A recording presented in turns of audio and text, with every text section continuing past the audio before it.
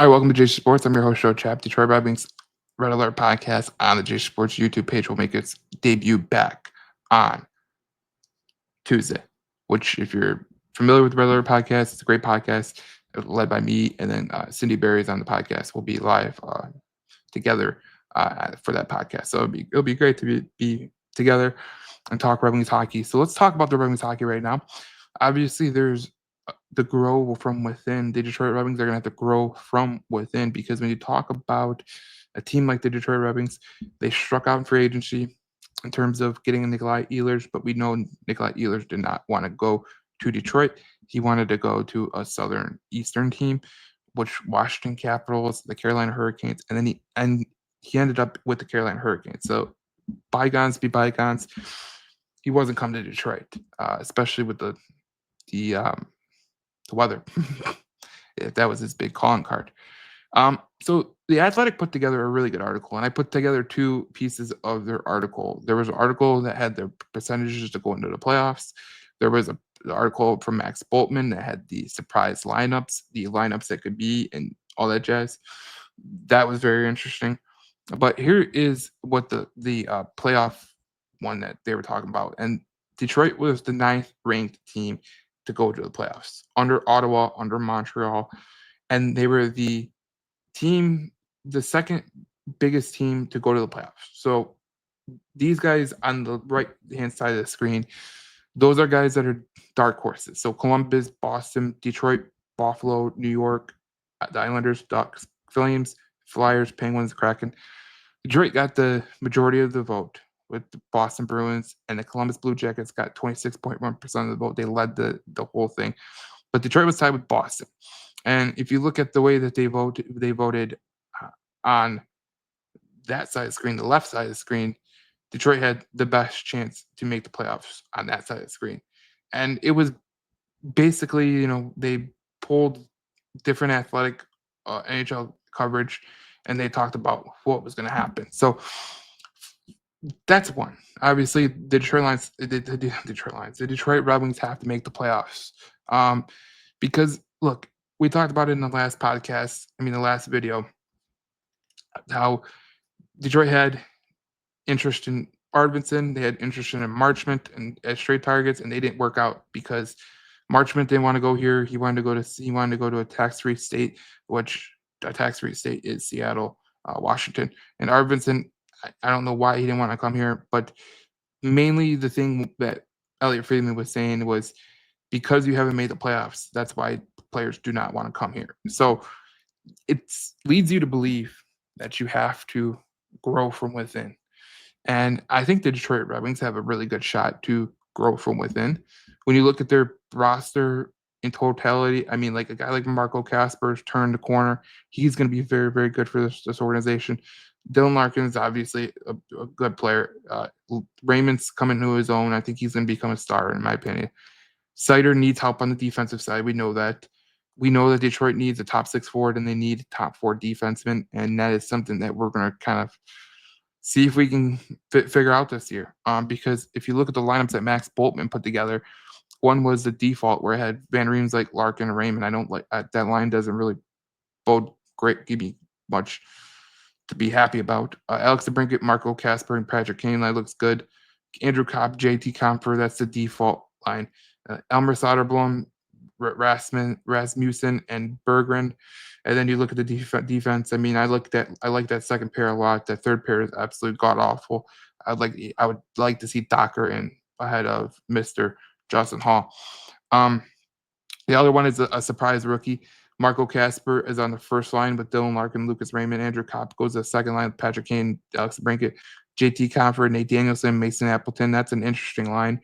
Elmer Soderblom, Michael Rasmussen, and James Van Riemsdyk are the fourth line. And then you look at that defensive pair. I still like the second pair. I think that Docker should be ahead of him. But here's the one that I like the most, in my opinion. It's called a surprise rookie. It got Marco. This might be a little bit mixed up, but they had Docker go ahead of Justin Hall, and I like that a lot. I think I mixed up some of the stuff, but all in all, I think that Detroit has, whether it's Nate Danielson, whether it's a defenseman that we like a Sandine Pellica, maybe a knee guard comes up from does good in training camp. Maybe we're talking about a guy that could really help this team. But the reality of the situation is this: the Red Wings got to get better from within, and it's not the easiest path. You're banking on Yzerman having to make his picks have to really hit home. You're banking on development being streamlined. But there's no doubt with the goaltending change that Detroit made with John Gibson, that could really propel them because I always felt like goaltending was an issue.